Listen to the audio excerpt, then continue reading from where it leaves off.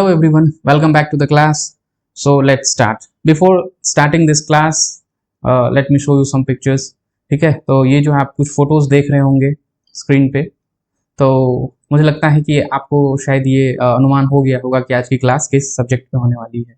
तो ये जो आप प्रोटेस्ट्स देख रहे होंगे, ये जो है रिसेंटली नेपाल में है। नेपाल में प्रोटेस्ट जो है वो हुआ है।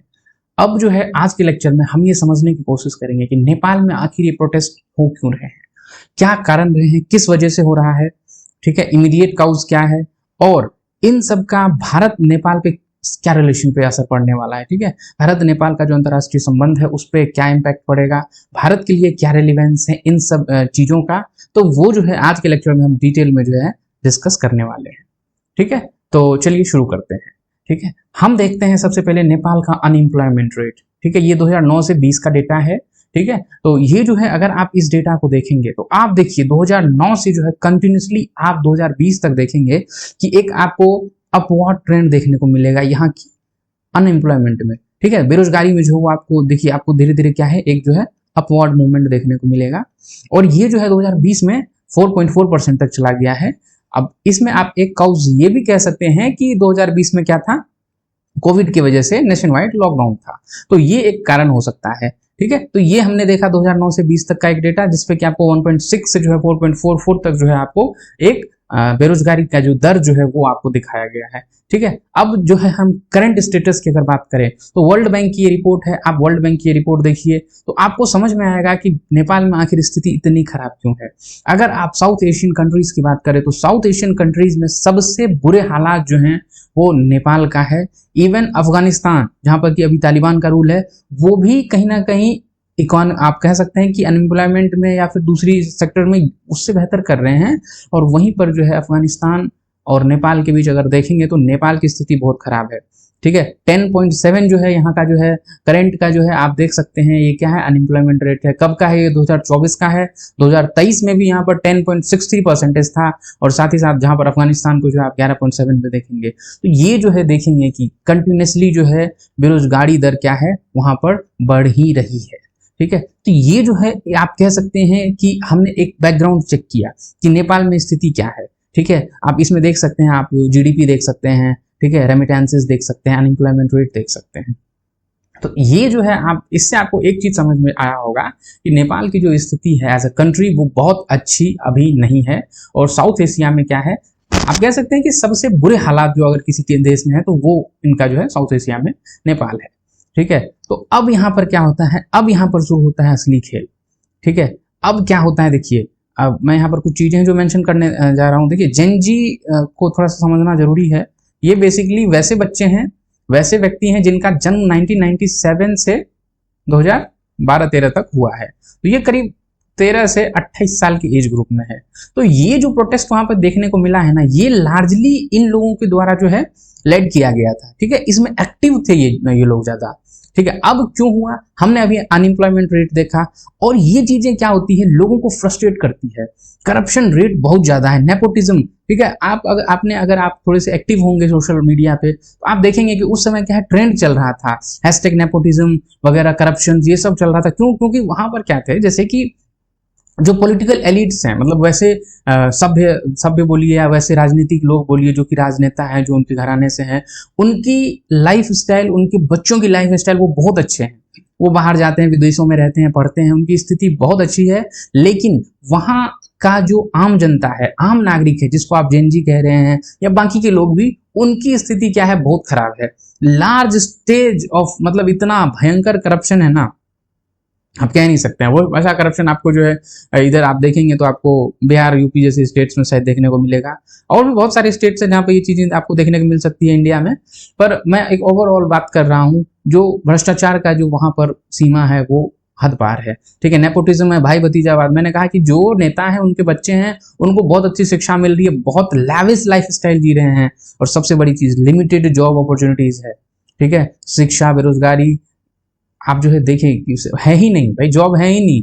आपने देखा होगा कि बहुत सारे नेपाल से जो है लोग इंडिया में आके काम कर रहे हैं और भी बाकी के देशों में जाते हैं, वहां काम करते हैं। और ये सब किनकी वजह से हुआ है, पॉलिटिकल एलिट्स, जो राजनेता है उनकी वजह से हो रहा है। तो ये समस्या जो है ये एक बहुत बड़ी समस्या रही है यहाँ पर। ये क्या था, एक बैकग्राउंड जैसा था, ये चीजें चल रही थी। फिर जो है जेनजी जो है वो एक्टिव होते हैं, और इमीडिएट ट्रिगर पॉइंट बन जाता है जब क्या होता है कि नेपाल की सरकार, जो केपी शर्मा ओली की सरकार थी, वो कोई रेगुलेटरी फ्रेमवर्क लाती है, नई फ्रेमवर्क, जिसमें क्या है ये बोलते हैं कि फेसबुक, इंस्टा, व्हाट्सएप, यूट्यूब वगैरह को जो है हम क्या कर रहे हैं, बैन कर दे रहे हैं। क्यों? क्योंकि ये हमारे रेगुलेशन के साथ मेल नहीं कर रहे हैं, कंप्लाई नहीं कर रहे हैं, ठीक है, तो ये बैन कर देते हैं। जैसे ही ये बैन होता है ये इमीडिएट ट्रिगर हो जाता है और लोगों को लगता है कि ये जो है क्या है, हमारे वायलेशन है freedom of speech and expression की, ठीक है, हमारे डिजिटल फ्रीडम की। अब देखिए, आप वहां ना तो लोगों को रोजगार दे रहे हैं, ना काम दे रहे हैं, ना उनके पास अपॉर्चुनिटीज है, जॉब है, कुछ भी नहीं है। एक फेसबुक, इंस्टा, व्हाट्सएप था जिसपे जो है वो क्या करते थे, थोड़ा सा एंटरटेनमेंट करते थे। बहुत सारे ऐसे बच्चे भी होंगे जो यूट्यूब के माध्यम से फ्री में पढ़ रहे होंगे, ठीक है। तो वो XYZ मिक्स्ड इमोशंस था, मिक्स्ड लोग थे, और उनको लगा कि ये भाई ये तो हद ही हो गई, ठीक है। ऑलरेडी इतनी समस्याएं चल रही थी और ये इमीडिएट एक काउस बन गया कि जैसे इन्होंने बैन किया, ये जो है फिर जो है बड़ी प्रॉब्लम हो गई, और ये देखा गया, ये जो है एक ट्रिगर पॉइंट था, और यहीं से जो है प्रोटेस्ट स्टार्ट हो गए।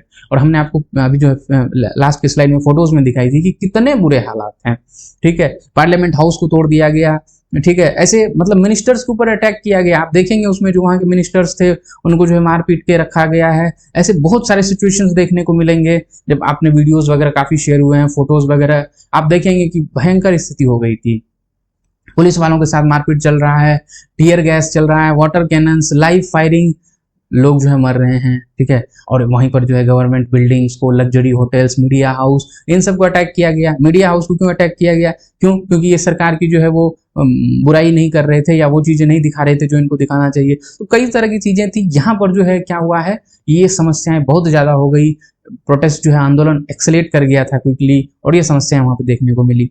फिर क्या होता है, फिर हमारे ओली साहब जो है वो क्या करते हैं, रिजाइन दे देते हैं, ठीक है। और भी उसके साथ साथ काफी सारे मिनिस्टर्स रिजाइन दे देते हैं। उनको जो है मतलब इतनी बुरी हालात हो गई थी कि उनके घर के बाहर प्रदर्शनकारी थे, उनको एयरलिफ्ट किया जा रहा था, ठीक है। पार्लियामेंट को डिसॉल्व कर दिया गया, और कुछ समय के बाद, कुछ 2-4 दिन के बाद, फिर जो है एक एंटरिम गवर्नमेंट जो है, अंतरिम सरकार जो है वो बनाई गई, जो कि उसकी पीएम जो है सुशीला कर्की जो है वो जो है उनकी इंतरिम पीएम बनाई गई, ठीक है। और मार्च 2026 नेक्स्ट ईयर में जो है फ्रेश इलेक्शंस जो है वो शेड्यूल्ड हैं।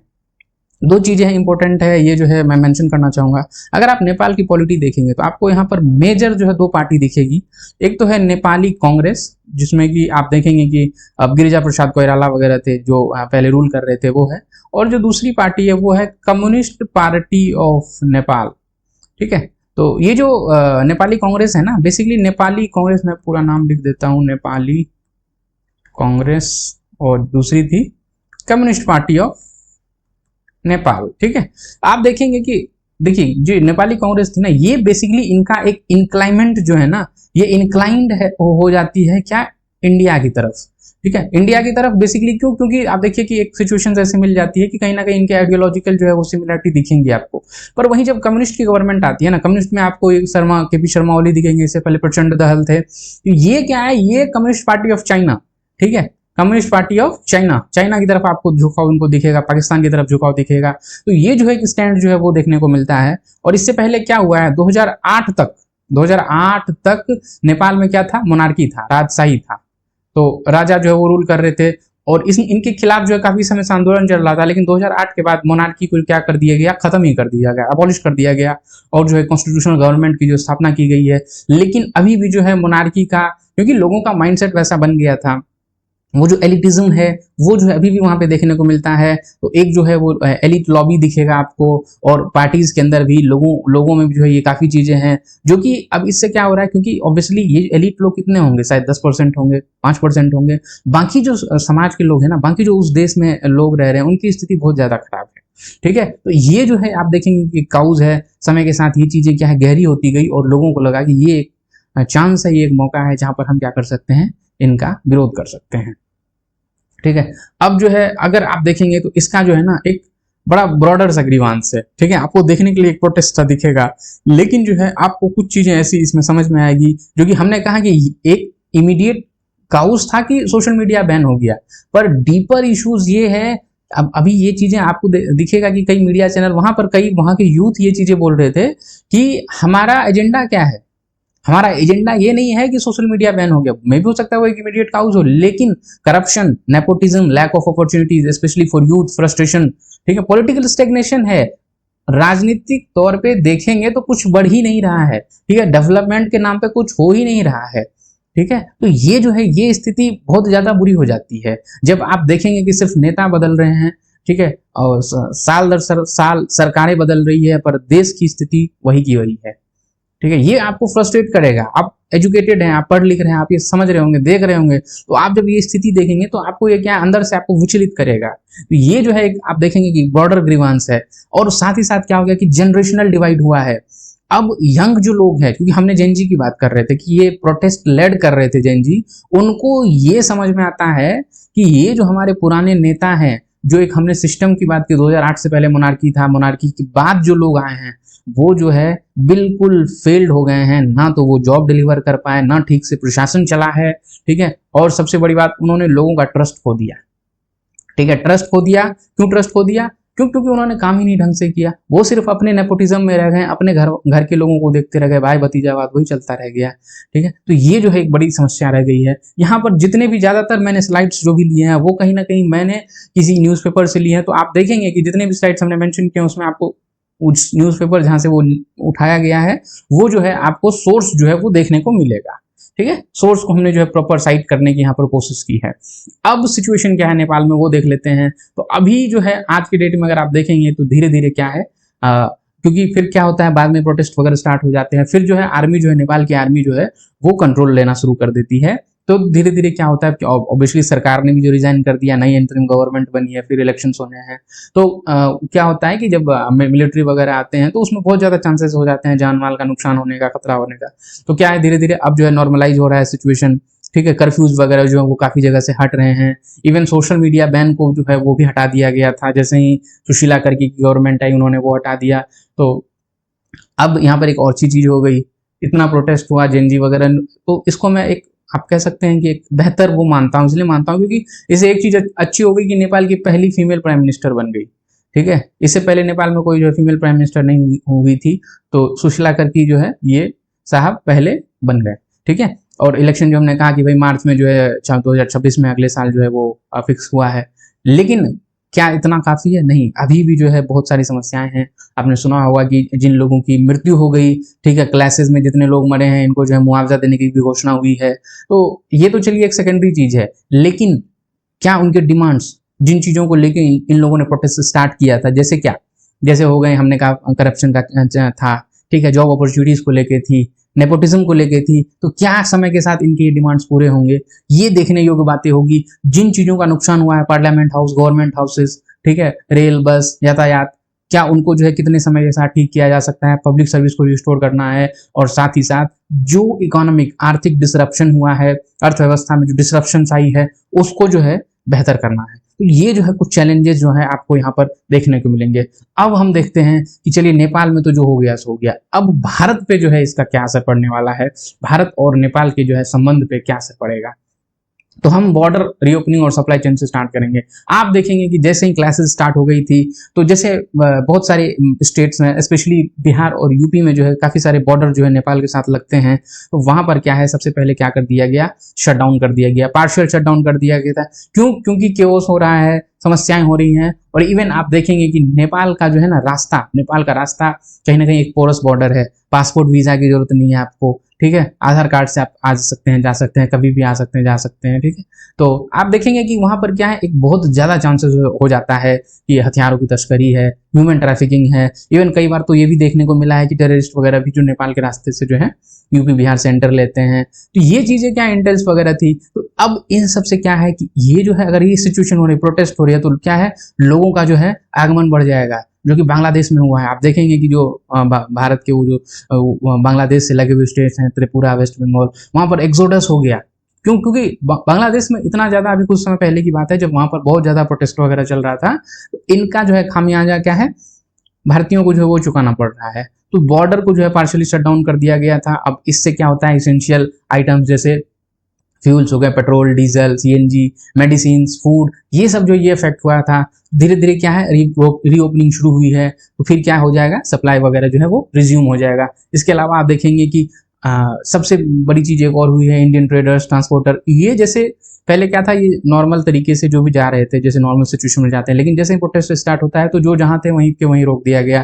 तो इससे जो है ट्रेड जो है वो काफी इफेक्ट हुआ है, जो हमारा ट्रेड और बिजनेस वगैरह था नेपाल के साथ और नेपाल का हमारे साथ था, वो जो है वो इफेक्ट हुआ है। और जो है वैसे नेपाली जो कि काफी सारी ऐसी चीजें, क्योंकि नेपाल आप देखेंगे तो एक लैंडलॉक स्टेट है, ठीक है, इनका जो है कोई समुद्र से रास्ता नहीं है, और उस तरफ से हिमालय है और इस तरफ से जो है हमारे साथ कुछ बॉर्डर लगता है इनका, तो कहीं ना कहीं ये क्या है, लैंडलॉक स्टेट है, तो वहां पर जो है इनको जो है बहुत सारी चीजों की जो है सामान की आवश्यकता होती है हमसे, तो ये चीजें क्या हो गई थी, हॉल्ट पे चली गई थी। दूसरी चीज हम देखेंगे सेफ्टी एंड नेशंस के वेलफेयर की बात अगर हम करें तो बेसिकली देखेंगे कि वैसे इंडियन नेशनल्स, ठीक है, भारतीय जो कि नेपाल में रह रहे थे, उनको जो है थोड़ी सी समस्याएं देखने को मिली, उनको जो है एडवाइजरी जारी की गई।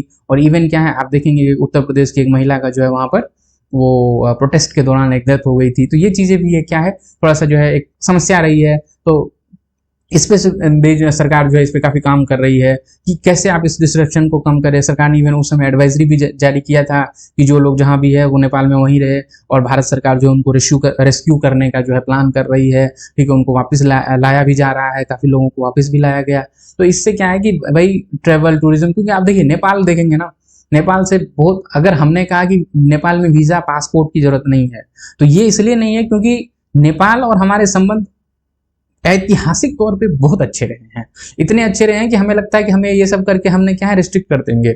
आप देखेंगे कि वहां पर जो है लुम्बिनी है, जो लॉर्ड बुद्धा का जो है जन्म स्थान है, ठीक है, पशुपतिनाथ है, महादेव, भगवान महादेव जी का, तो कई सारी ऐसी टूरिज्म है, ठीक है, हिमालय तो खैर है ही, और भी उसके अलावा भी काफी सारी चीजें हैं जहां पर जो है यहाँ से भारतीय लोग जाते हैं, वो वहां पर ट्रेड टूरिज्म होता है, ठीक है, इवन जो है उनकी पिलग्रिमेज यात्रा वगैरह जो है, रिलीजियस कल्चर वो भी है। और इवन नेपाल से भी बहुत लोग जो है वो यहाँ पर आते हैं, काम करने आते हैं, और वो काम के अलावा उनको कई सारी गवर्नमेंट जॉब्स वगैरह में, बहुत सारी जगह प्राइवेट सेक्टर्स में भी उनको जो है अलाउड है। तो ये इसलिए है क्योंकि हमारे संबंध जो है नेपाल से काफी अच्छे हैं। जियो पॉलिटिकल इम्प्लीकेशंस की अगर आप बात करेंगे तो अब देखिए नेपाल, हमने अभी थोड़ी देर पहले आपको वो समझाने की कोशिश की थी कि क्या जो है सीन चल रहा है।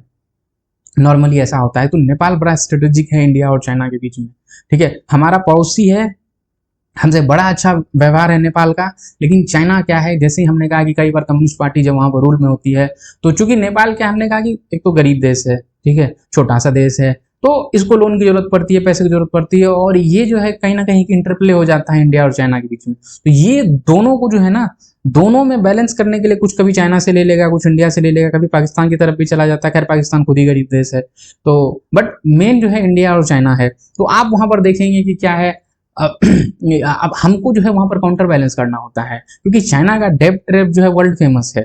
वो लोन तो देगा, पर वो ऐसा लोन देगा कि चुकाने में आपको उसको जमीन देनी पड़ जाएगी, घर द्वार सब बेचना पड़ जाएगा, ठीक है। तो वो क्या है, पुराना ठाकुर के जैसा है, मांगे कंगन वापस करो, वो कभी कंगन वापस ही नहीं होगा, आप लोन ही चुकाते रह जाएंगे चाइना का। So it's a political alignment matters. तो यहाँ पर आप देखेंगे कि भारत को जो है कहीं ना कहीं काउंटर बैलेंस करना पड़ता है चाइना का। और जो है आप देखेंगे कि जैसे ही ये गवर्नमेंट में चेंज होगा, तो ये क्या है कि आप किस तरफ जा रहे हैं, आप इंडिया की तरफ जा रहे हैं, चाइना की तरफ जा रहे हैं, वो भी देखना ही होगा। क्यों? क्योंकि अगर नेपाल में चाइना बहुत ज्यादा इंटरफेयर कर जाएगा, या नेपाल में बहुत ज्यादा, जैसे क्या होता है कि सपोज नेपाल में कोई पोर्ट बना रही है चाइना, तो चाइना क्या करते हैं, वो अपने खुद के आदमी लाते हैं, सब कुछ सेटअप करते हैं, फिर आर्मी बेस बना लेते हैं। अब सोचिए, ये तो क्या है, ये भारत के लिए तो बहुत ज्यादा खतरे की बात हो जाएगी, ठीक है। जियो पॉलिटिक्स आप देखेंगे तो कहीं ना कहीं वो क्या है, उसको जो है कवर अप कर लेगा और हमको जो एक तरह से घेर लेगा वो, ठीक है। तो काफी सारी चीजें हैं जिसको हम काफी, जब हम और भी डिटेल में इनको पढ़ेंगे तो देखेंगे। अभी के लिए आप इतना समझ सकते हैं कि इंडिया को जो है बड़ा इंपॉर्टेंट होगा ये देखना कि नेपाल का जो है अभी स्ट्रेटेजिक किस तरीके अलाइनमेंट है, इंडिया की तरफ है या चाइना की तरफ है, ठीक है। इसके अलावा इंडिया का जो है हमने देखा कि हिस्टोरिकली, ऐतिहासिक रूप से ही हमेशा जो है कल्चरल, इकोनॉमिक, पॉलिटिकल तरीके से हमने क्या है एक स्ट्रॉन्ग टाई रहा है। अब वहां पर अगर इंस्टेबिलिटी होती है तो एक वैक्यूम क्रिएट होगा, और उससे जो क्या है दूसरे पावर्स, स्पेशली चाइना, पाकिस्तान या अमेरिका वगैरह जो भी है, इनको जो है ये प्ले में फिर आ जाएंगे। और जब प्ले में आएंगे तो फिर क्या है, हमारा पड़ोस अगर डिस्टर्ब है, ऑलरेडी देखिए बांग्लादेश में अभी कुछ समय पहले ये चीजें हो रहा था, भारत विरोधी बड़े काम किए वहां पर जो है यूनुस ने, ठीक है। अब वो जो है उसके बाद इवन शेख हसीना जो है उनको भी शेल्टर दिया गया इंडिया में, क्योंकि क्या है कि हमारे बांग्लादेश के साथ भी अच्छे संबंध रहे हैं। और इन सब से जो है, जो बाद में उनकी सरकार बनी, यूनुस की नोबेल लॉरेट जो है वह यूनुस थे, तो उनको जो बड़ी दिक्कत हुई। तो आप देखेंगे कि ये क्या है, कहीं ना कहीं इंटरनेशनल एरिना में भारत को जो है परेशान करेगा कि इनका जो है पड़ोस जो है, नाइबरहुड जो है वो स्टेबल नहीं हो रहा है, ये दिक्कत करेगा। तो अभी ये चीजें जो क्या है, ये अभी कहीं ना कहीं लिमिटेड है नेपाल के अंदर ही। प्रोटेस्ट हुआ, चलो ठीक है, वहीं पर जो है समस्याएं खत्म हो रही है, लेकिन अगर ये इंस्टेबिलिटी ज्यादा समय के लिए रहेगा, फिर जो क्या है वैक्यूम और इन्फ्लुएंस क्रिएट होगा, और फिर दूसरे पावर आपको देखने को मिलेंगे। और इसका सीधा साधा एग्जांपल है, आप अफगानिस्तान को उठा लीजिए, आप इराक को उठा लीजिए, यमन को उठा लीजिए, आप देख लीजिए क्या हो रहा है वहां पे। ठीक है, जैसे ही वैक्यूम क्रिएट होगा, ये बड़ी बड़ी शक्तियां ये मुंह फाड़ के खड़ी हुई है, ये देख रही है, ये अपॉर्चुनिटी लगेगा इनको और ये आ जाएंगे। और एक बार ये आ गए तो फिर वो युद्ध का रणभूमि बन जाएगा। शांति बहाल कभी हो ही नहीं सकता है, कभी भी विदेशी ताकतों की मदद से किसी भी देश में शांति बहाल नहीं हो सकता है। अगर किसी देश में शांति बहाल होगा तो ये वहां के लोग ही कर सकते हैं, और जितनी जल्दी ये आप, हम और बाकी के ये देश भी समझ जाएंगे, उतनी ही ज्यादा जो है आप वैश्विक शांति की तरफ निकल जाएंगे। ठीक है, तो यहाँ पर ये चीजें जो है वो देखने योग्य होगी। और क्या है, इकोनॉमिक स्पिल ओवर्स की अगर हम बात करें तो आपको दिखेगा कि ट्रेड एंड टूरिज्म देखिए कितना इंपॉर्टेंट है। आज पूरा जो है विश्व ट्रेड और टूरिज्म पे ही डिपेंड हो गया है। ठीक है, बाकी जियोपॉलिटिक्स साइडलाइन हो जाती है, लेकिन जब इकोनॉमी की बात आती है तो फिर सब आपस में भाई भाई हो जाते हैं। ठीक है, नेपाल में जो डिस्ट्रप्शंस है, टूरिस्ट का जो इन्फ्लोज, वो जो है काफी ज्यादा इफेक्ट हुआ है। हमने देखा था यूके का सिटीजन था, उन्होंने एक वीडियो डाली थी, वो शायद ब्लॉग बना रहे थे, शूट कर रहे थे, पता नहीं, और उनके पीछे जो कैनन वगैरह चलना शुरू हो गया, वो फिर भागते हैं। आप लोगों में से कई लोगों ने देखा होगा। अब देखिए ये कितनी बुरी हालत है। अब जो टूरिस्ट आने वाले थे या जो प्लान कर रहे थे नेपाल आने का, इंडिया आने का, अब देखेंगे तो उनको जो है क्या होगा, वो अभी सारा प्लान कैंसिल हो जाएगा। क्योंकि नॉर्मली क्या होता है कि नेपाल में भी कई अच्छी जगह है, तो जब कोई इस तरफ आता है ना, भले वो इंडिया आ रहा है, लेकिन उनका एक ये भी होता है कि चलो अगर हम 7 दिन इंडिया में है तो 2-4 दिन के लिए नेपाल भी जाएंगे, वहां भी हिमालय में बैठेंगे, सुख शांति की प्राप्ति करेंगे। ठीक है, तो इस तरीके से क्या है चीजें चलती है। तो ये जो है दोनों देशों के लिए नुकसान है। तो प्रोटेस्ट तो नेपाल में हो रहा है, पर हमको जो है वो झेलना पड़ेगा, which affect Indian businessman specially in border states, airline, travel agents and hotels. ठीक है, तो ये जो है एक आप देखेंगे कि ब्रॉडर लेवल पे इन चीजों को इफेक्ट करेंगे। और साथ ही साथ रेमिटांस का जो फ्लो है वो हमने देखा था कि कितने 33% जो है नेपाल का जो इकोनॉमी रेमिटांस से चल रहा है। अब क्या है, चाहे वो नेपाली इंडिया में रह रहे हो या किसी और देश में, इस डिस्ट्रप्शन से क्या है, ये चीजें भी जो है डिस्टर्ब हो जाएगी, अस्थिरता आएगी, और देश की जो है इकोनॉमी वो और भी खराब होगी। साथ ही साथ आप जो लोग काम कर रहे हैं, बाहर काम कर रहे हैं, जो नेपालीज बाहर काम कर रहे हैं, उनकी सेफ्टी सिक्योरिटीज के लिए भी प्रॉब्लम होगी। एंड इवन ये वैसे भी इम्पैक्ट करेगा कि कोई इंडियन वगैरह ने जो नेपाल में बिजनेस कर रहे हैं या बाकी के देश के लोग भी, ये उनको भी प्रॉब्लमेटिक करेंगे। ठीक है, तो लास्ट में है, अब क्या है कि ये यूथ के लिए कितना इंपॉर्टेंट है। अब देखिए एक चीज तो ये हमको समझ में आ रही है कि ये जो प्रोटेस्ट था जेन जी के द्वारा था, यूथ के लेड था, और कहीं ना कहीं डिजिटली ऑर्गेनाइज था। ठीक है, डिजिटली ऑर्गेनाइज था। आप कहेंगे कि फेसबुक व्हाट्सएप बैन था, ठीक है, हाँ भाई बैन था, वीपीएन नाम की भी कुछ चीज होती है। ठीक है, तो अब देखेंगे कि ये जो है ना, ये इस तरीके से ये काम कर रहे थे, ये एक ऑर्गेनाइज्ड था।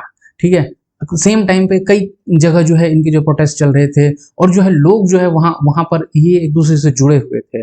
अब भारतीय युवाओं को क्या है, इससे शिक्षा लेनी चाहिए, कि इंस्पिरेशन लेना चाहिए कि देखिए ये छोटा सा देश है, हमसे तो खैर इकोनॉमी की बात करें या किसी भी लेवल पे बहुत ही ज्यादा अभी कमजोर है, लेकिन देखिए ये जो है इनके अंदर जागरूकता कितनी थी, ये कितना पोटेंशियल, और क्या इंडियन यूथ जो है इन चीजों से ले सकते हैं, बिल्कुल ले सकते हैं। कि कैसे इन्होंने बेहतर तरीके से अपने आप को ऑर्गेनाइज किया, सोशल मीडिया के लिए कितना फाइट हुआ है, डिजिटल राइट्स के लिए, एंड प्रोटेस्ट मोड्स जो है वो क्या है, ट्रांसनेशनल है। ट्रांसनेशनल का मतलब है कि ये जो है तरीके एक बाउंड्री में नहीं सीमित है, किसी एक देश की बाउंड्री में, ये ट्रांसनेशनल है। ठीक है, ये चीजें जो है इंपॉर्टेंट है, और यहाँ के युवाओं को भी इन चीजों से जो है सीख लेनी चाहिए, समझ लेनी चाहिए। अब आगे क्या देखने योग्य चीजें होंगी, वो ये होगा कि जस्टिस, अकाउंटेबिलिटी जो है वो किस तरीके से जो है इम्प्लीमेंट होता है। क्योंकि हमने क्या कहा, हमने कहा लोगों के डिमांड थे क्या, चलिए सोशल मीडिया बैन हुआ था, वो फिर से मिल गया, ठीक है, अच्छी बात है। सबसे बड़ी प्रॉब्लम क्या थी, करप्शन, अनएम्प्लॉयमेंट, नेपोटिज्म, क्या इनसे इनको छुटकारा मिलेगा? तो अभी जो इंटरिम सरकार बनी है, फिर मार्च 26 में इलेक्शंस है, तो क्या इनके कोर डिमांड को कंप्लीट किया जाएगा, ये देखने वाली चीज होगी। ठीक है, और इसके अलावा क्या है, मार्च में जो इलेक्शन है, क्योंकि हमने कहा कि नेपाल में जो है ना, क्योंकि देखिए क्या होता है कि भारत 1947 में आजाद हुआ, उसके बाद यहाँ पर अभी तक कोई मिलिट्री रूल नहीं लगा है। ठीक है, वहीं पर आप अपने पड़ोस में देखेंगे तो बड़ी स्थिति खराब रही है। 2008 तक ये मोनार्की था, इनका एक सेट माइंडसेट था, राजा है हम प्रजा हैं, इस तरह की चीजें थी। फिर जब धीरे धीरे कॉन्स्टिट्यूशनल बदलाव आने लगे, कॉन्स्टिट्यूशनल गवर्नमेंट आने लगी, लेकिन माइंडसेट वही रह गया।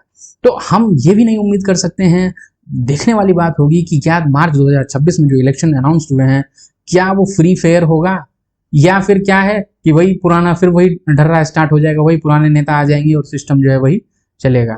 ठीक है, तो फिर इतना बवाल करने का क्या फायदा हुआ। तो ये चीजें देखने लायक होगी। और सबसे बड़ी चीज है कि इंडिया इन सब सिचुएशंस में कैसे रिस्पॉन्ड करेगा। ठीक है, चाहे सहयोग की बात करें या बॉर्डर पॉलिसी की बात करें या बायलैटरल ट्रेड और एग्रीमेंट की बात करें, भारत जो है वो किस तरीके से इन चीजों को देखता है और भारत का जो है रिस्पॉन्स क्यों आएगा। क्योंकि यहाँ पर एक चीज और नोटवर्दी है, नेपाल जो है हमेशा जो है भारत को बोलता है कि बिग ब्रदर वाला एटीट्यूड है भाई इनका। ठीक है, डिक्टेट करते हैं। इन्होंने इवन ये भी कहा था कि जब वो संविधान बनाते हैं ना, कॉन्स्टिट्यूशन, तो इसमें भी क्या है, इंडियन लोग क्या करते हैं, हमको जो है इंटरफेयर करने की कोशिश करते हैं। तो ये कहते हैं कि हमें भाई ये चीजें नहीं चाहिए। तो ये जो है ऑलरेडी भारत पे इस तरह के लांछन लगे हुए हैं कई बार। तो अब यहाँ पर क्या है, भारत को भी ये देखने वाली चीज होगी कि आप किस तरीके से इसको रिस्पॉन्ड करेंगे। ऐसा ना हो कल को ये बोले कि जो है इलेक्शंस था ये वो, भारत ने जो है इसमें भी इंटरफेयर किया, XYZ, कई चीजें हो सकती है। तो ये चीज जो देखना पड़ेगा कि इंडिया का रिस्पॉन्स यहाँ पर कैसा आता है। और उससे भी इंपॉर्टेंट है स्टेबिलिटी चाहिए नेपाल की। अगर स्थिरता सही रही नेपाल की तो धीरे धीरे सब कुछ सही हो जाएगा। क्योंकि क्या है, इंटरनल सिक्योरिटी, आपने देखा होगा कि कई सारे जेलों से जो है लोग भाग गए।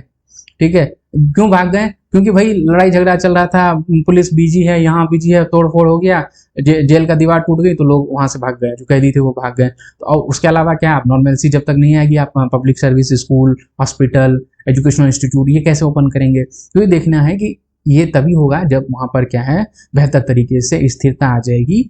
तो ये अभी जो है ये चीजें क्या है हमको देखनी है।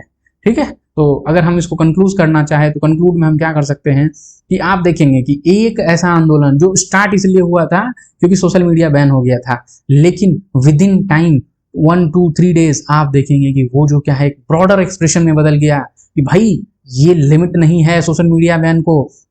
ठीक है, तो सिर्फ सोशल मीडिया बैन के लिए हम नहीं कर रहे हैं। आपने देखा होगा उसमें वो जो है वहां के यूथ बोलते हैं कि हमारा एजेंडा क्या है, हमारा एजेंडा है corruption, inequality, lack of opportunity, nepotism. ठीक है, तो क्या है ये चीजें जो है धीरे धीरे क्या है आप देखेंगे बड़े लेवल पे इंडिया के लिए भी ये कितनी इंपॉर्टेंट है, इकोनॉमिक से लेके ट्रेड डिस्ट्रप्शन तक। और कैसे आप इंडिया और चाइना के बीच एक जियोपॉलिटिकल बैलेंस बनाएंगे, कैसे नेपाल के माध्यम से। ठीक है, और साथ ही साथ नेपाल की क्या इतनी क्षमता है कि वो जो है इन चीज़ों से उभर के फिर जो है एक बेहतर कॉन्स्टिट्यूशनल गवर्नमेंट का जो है निर्माण कर सके।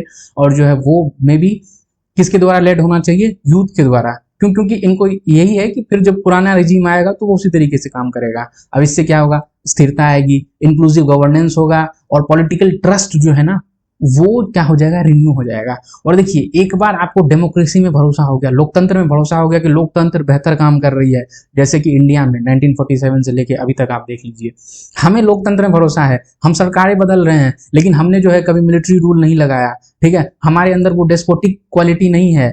हमें अगर दिक्कत है किसी भी पार्टी से, आप देखेंगे कि कांग्रेस का एक पूरा टाइम था, फिर जो है बीजेपी आई, फिर यूपीए की गवर्नमेंट आई, फिर अभी एनडीए का चल रहा है। तो हमारे अंदर ये क्षमता है क्योंकि हमको क्या है लोकतंत्र में भरोसा है, तो हम जो है सरकार बदल देते हैं, लेकिन हमारे अंदर ये वाला सिस्टम जो है वो अभी तक नहीं आया है। तो ये जो है ये तभी होगा जब आपको पॉलिटिकल, आपको जो है राजनीतिक, आपको डेमोक्रेसी में ट्रस्ट आएगा।